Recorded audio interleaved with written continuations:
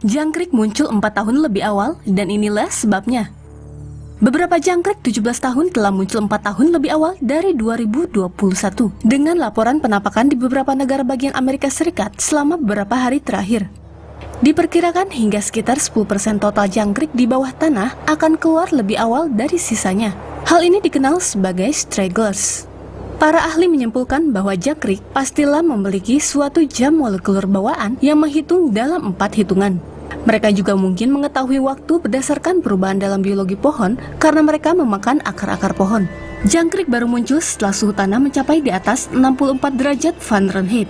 Jika sejumlah besar jangkrik muncul selama beberapa minggu berikutnya dan berhasil kawin, keturunan jangkrik baru akan terbentuk dan akan muncul pada 2034. Anda akan suka atau benci video berikut ini. Selamat menikmati. Segerombolan kecoa terbang di New York City.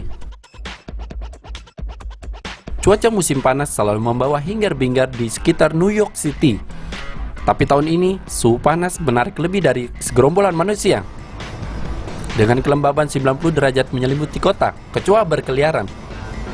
Ketika panas muncul, kecoa bergerak lebih banyak untuk tetap dingin. Kelembaban meninggalkan tubuh mereka dan membebaskan sepasang sayap kedua yang biasanya tidak digunakan. Namun kecoa tidak benar-benar terbang. Untuk lebih akuratnya, mereka meluncur, turun dari atas kota. Untuk orang-orang yang berada di tanah, itu adalah suatu keadaan yang tak menyenangkan. Kebanyakan warga New York membenci mereka. Kota yang penuh dengan penolakan.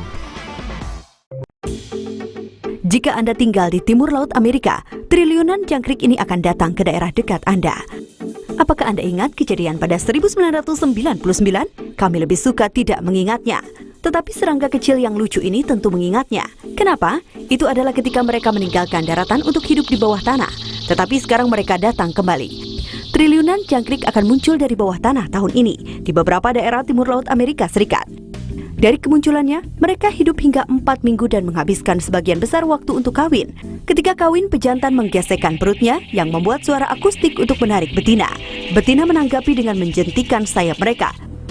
Setelah itu betina jangkrik meletakkan ratusan telur kecil pada tungkai pohon.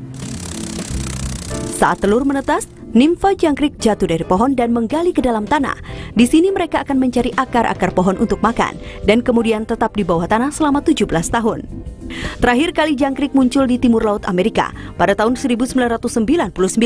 Di zaman kegelapan itu, kita belum memiliki Facebook, Twitter, bahkan Tomo News. Jadi siapa tahu, mungkin mereka akan menjadi makhluk cerdas dan kita akan mendapatkan triliunan friends request baru atau subscribers. Hore! Ledakan laba-laba serigala membuat takut pasangan asal Australia. Seorang pria Aussie mendapat lebih dari yang ia tawarkan setelah mencoba untuk membunuh seekor laba-laba serigala raksasa yang bergegas melewati lantai rumahnya di Australia Selatan. Dengan istrinya memekik belakangnya, Danny Ford menyambar sapu untuk menghancurkan laba-laba raksasa di lantai dapurnya. Ini seharusnya sudah akhir dari cerita, kecuali untuk fakta laba-laba yang sedang benar-benar hamil. Ratusan bayi laba-laba mengalir keluar dari ibu mereka yang sekarat, dengan cepat menyebar di lantai keramik. Kantung telur laba-laba serigala betina melekat pada organ pembuat jaring laba-laba. Setelah menetas, anak laba-laba merangkak ke ibu mereka kembali dan tetap di sana selama beberapa minggu. Kecuali tentu saja jika mereka menghadapi manusia dengan sapu. Dan terlepas dari kegilaan yang menyeramkan dari semua ini, kami pikir Ford beruntung.